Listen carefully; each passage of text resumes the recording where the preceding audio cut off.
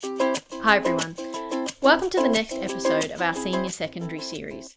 This episode focuses specifically on how you can find great databases for science subjects. So whether it's psychology, biology, physics, anything like that, I'm going to show you how to get to the best stuff as quickly as we can. So here we are at the homepage of the State Library, which is slv.vic.gov.au. Your one-stop shop for research is this Search and Discover tab. If you're on an iPad, just put it in landscape mode. It's easier to navigate, and click on the blue box. Scroll down, scroll past the catalogue, past the digital image pool, past the research guides to the databases. Now these are the 4 most popular databases, but I want you to click on more databases because we're going to get really specific with this tutorial. And then scroll down. You can see here the databases have been arranged according to subject, which is really handy because whatever subject you're doing, just go to that area and you'll be able to find a database specific for that.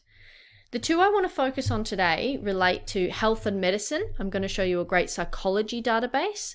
And the other one is science and technology over here, which is more broad for other sciences. So I want you to click on more in the health and science section. And then scroll down.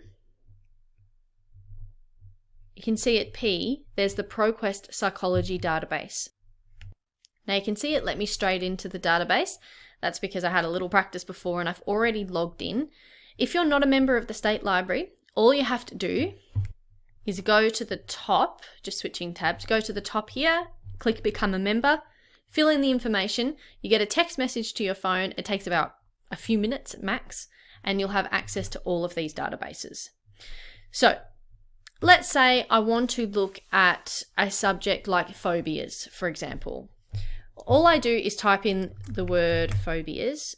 Now remember, when you start searching with a database, start broad and then refine it down as you go. Now with this, I've also clicked full text and peer reviewed. And then search, just like a Google search. Now the real key to databases is this left-hand side over here, which is the refining tools.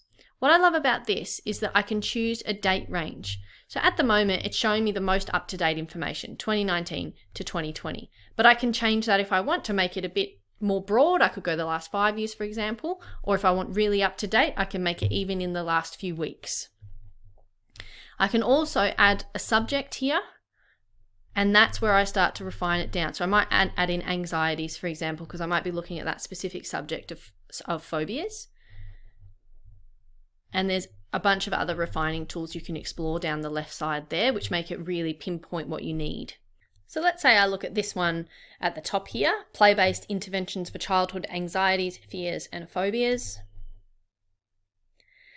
And I can have a look at this abstract to begin with and have a think about whether it's information that I really need. If it's not, just move straight on. Don't waste too much time because there's a lot of articles that you can get through with this database.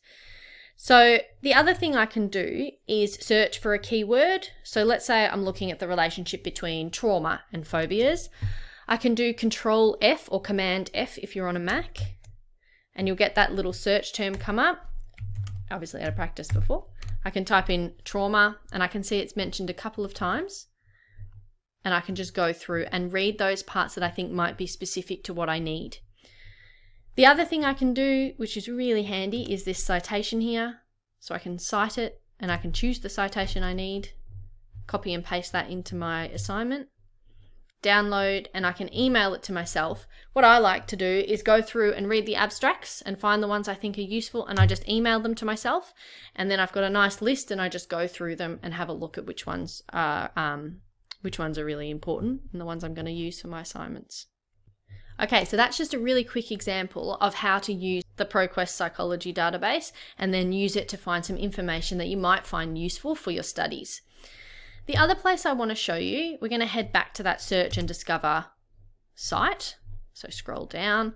The other place I want to show you is a more general database. So here we are at all the most popular databases again at the bottom of the Search and Discover tab. And then I go more databases, scroll down. So we were just here and we went more, and then we found psychology. Now I want to head over to Science and Technology, so I can click on ProQuest Science and Technology.